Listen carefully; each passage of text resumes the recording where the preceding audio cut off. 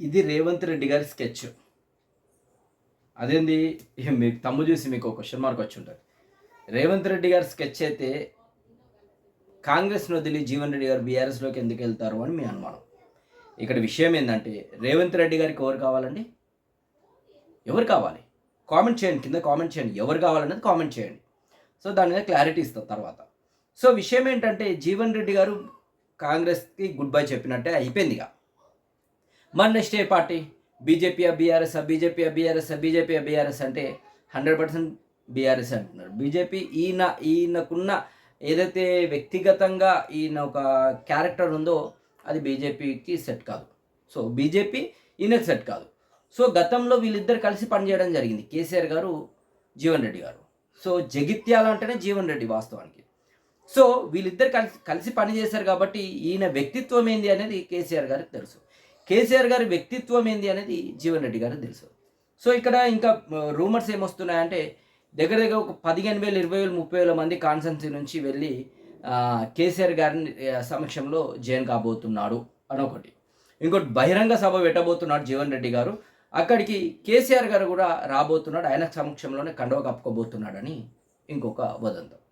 So ఇవన్నీ చూసుకుంటే మరి నిజంగా అసలు కాంగ్రెస్ పార్టీలో ఏం జరుగుతుంది, తెలంగాణలో ఏం జరుగుతుంది?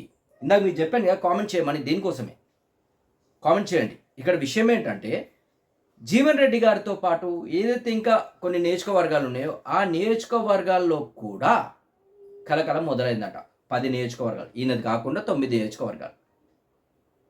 ఇక్కడ రేవంత్ రెడ్డి గారు స్కెచ్ ఎందుకు అన్నానంటే రేవంత్ రెడ్డి గారికి ఎవరు కావాలి? జీవన్ రెడ్డి గారి లాగా హార్ట్ పని చేసే వాళ్ళు వద్దు. డబ్బులు ఇచ్చి డబ్బులు వెదజల్లి లేదంటే డబ్బులతో అవతలని కొట్టి డబ్బులతో అహంకారంతో ఉన్న వ్యక్తులు ఉంటారు, వాళ్ళే కావాలి రేవంత్ రెడ్డికి. మూటలు మోసేటోళ్ళు, సూట్ కేసులు మోసేటోళ్ళు, ఇటు నుంచి అటిచ్చేటోళ్ళు, అటు నుంచి ఇట్టిచ్చేటోళ్ళు, పని చేసేటోడు వద్దు. నిజంగా కార్యకర్తకు పని చేసేటోడు అవసరం లేదు రేవంత్ రెడ్డికి. ఎందుకంటే ఆయనకే అవసరం లేదు. ఆయన తెలంగాణ వద్దన్న వ్యక్తి కదా, నో తెలంగాణ అన్న వ్యక్తి, నై తెలంగాణ అన్న వ్యక్తి. ఇప్పుడు జై తెలంగాణ అంటున్నాడు. అదే తెలంగాణకు సీఎంఐ కూర్చుండు. అసలు తెలంగాణ రావడమే ఇష్టం లేదు రేవంత్ రెడ్డికి. ఎందుకంటే వాళ్ళ గురువుకి ఇష్టం లేదు కాబట్టి, అక్కడ చంద్రబాబుకి ఇష్టం లేదు కాబట్టి ఇక్కడ రేవంత్ రెడ్డికి ఇష్టం ఉండదు 100%.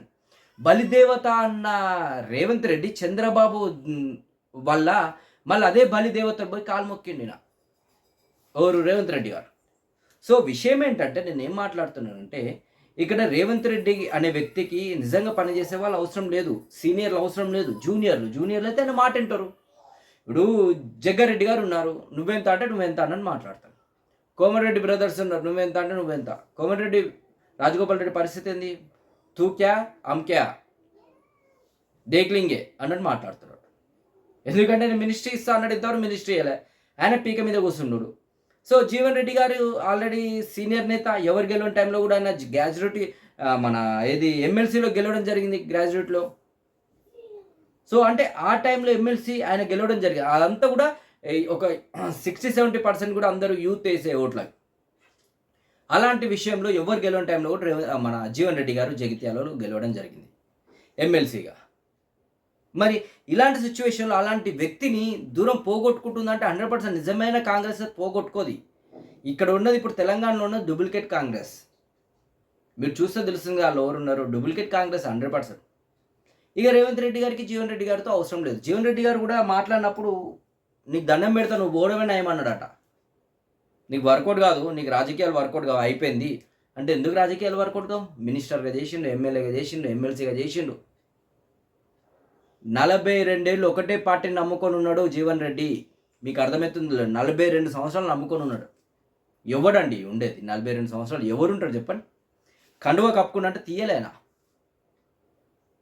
కాంగ్రెస్లో 42 సంవత్సరాలు సేవ చేసిండు, కాంగ్రెస్ పార్టీకి సేవ చేసిండు. వాస్తవానికి ఆయన పదవులు అనుభవించలే, ఆ పదవులకు ఆయన సేవ చేసిండు.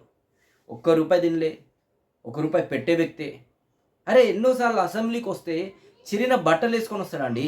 అంటే అసెంబ్లీకి వస్తే అందరు చూస్తారని చిరిగిపోయిన బట్టలు కదా, ఆయన కాన్సెన్స్లో చూసినప్పుడు కూడా అక్కడిక్కడ చినిగిపోయి ఉంటే పెద్ద పట్టించుకోడైనా.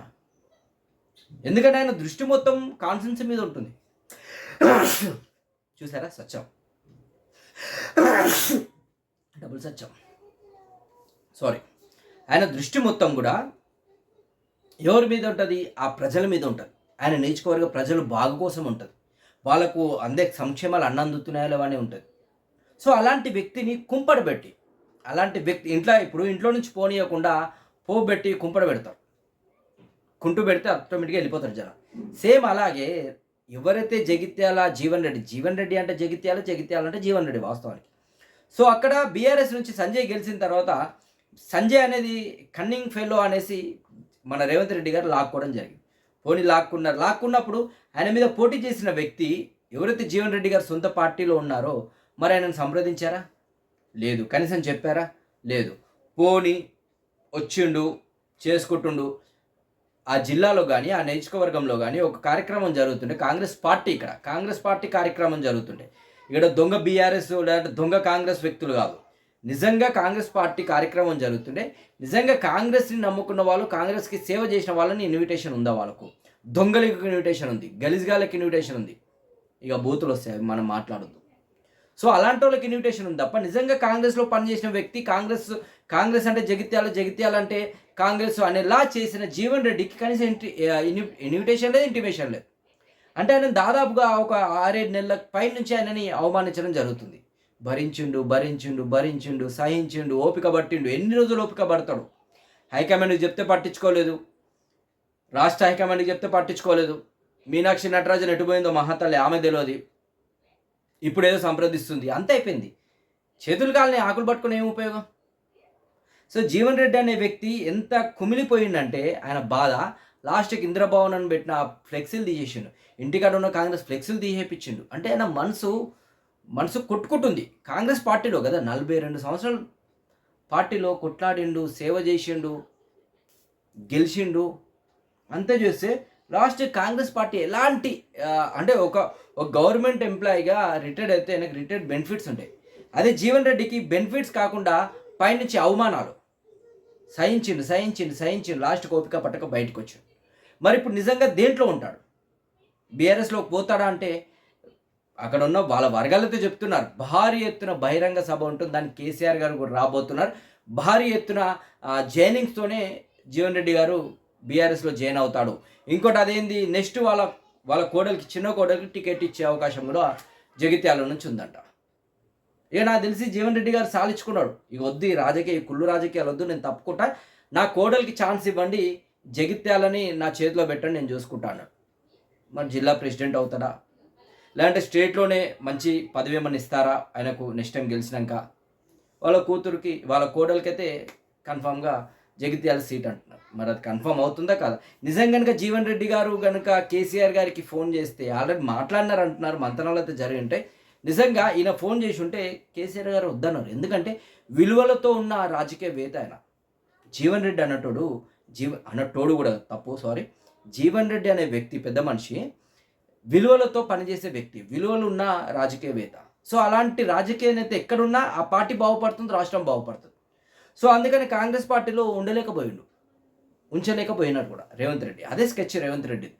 సో మొత్తానికి చూద్దాం మరి జీవన్ రెడ్డి గారి ప్రయాణం ఎటుంటుంది, మరి ఇంకా ఎన్ని రోజులు క్వశ్చన్ మార్క్ అనేది, ఎన్ని రోజులు సాగదీస్తారనేది కూడా చూడాలి. ఆల్రెడీ ఇప్పుడు అంటే చెప్పాను కదా, చేతులు కాలినాయి, ఆకులు పట్టుకుందామని ఇటు శ్రీధర్ బాబు గారు, అడ్లూరి లక్ష్మణ్ గారు వచ్చినారు, మొన్న మహేష్ కుమార్ గౌడ్ గారు వచ్చినారు, మీనాక్షి నటరాజన్ గారు ఫోన్ చేశారు. అందరు కూడా దండం పెట్టి, నీకు నీ పార్టీకి అయ్యే దండం అయ్యా, నన్ను వదిలేయండి అని అన్నాడు సింపుల్గా. అంటే ఇండైరెక్ట్గా నేను ఇక ఉండలేను అన్నట్టే. ఇక మహేష్ కుమార్ గౌడ్ పోతూ ఇక మేమైతే ఆశించినాం, బతిమలాడినాం, ఆయన పెద్ద మనిషి, ఆయన మాకు కావాలి, మేము వదిలేమని కూడా చెప్పడం జరిగింది. మరి చూద్దాం నెక్స్ట్ జీవన్ రెడ్డి గారు ఎటు పోతారు, బీఆర్ఎస్లోకి పోతారు అనుకున్నట్టే ప్రజలందరూ అనుకున్నట్టు. ఎందుకంటే జగిత్యాల ప్రజలందరూ కూడా నిజమైన కాంగ్రెస్ కార్యకర్తలందరూ కూడా జగిత్యాలలో ఏదైతే జీవన్ రెడ్డి గారు ఉన్నారో, జీవన్ రెడ్డి గారితో బీఆర్ఎస్లో జాయిన్ కావడానికి రెడీ ఉన్నారంట. మరి అది ఆ ముహూర్తం ఎప్పుడు అనేది వేచి చూడాలి. Thank you.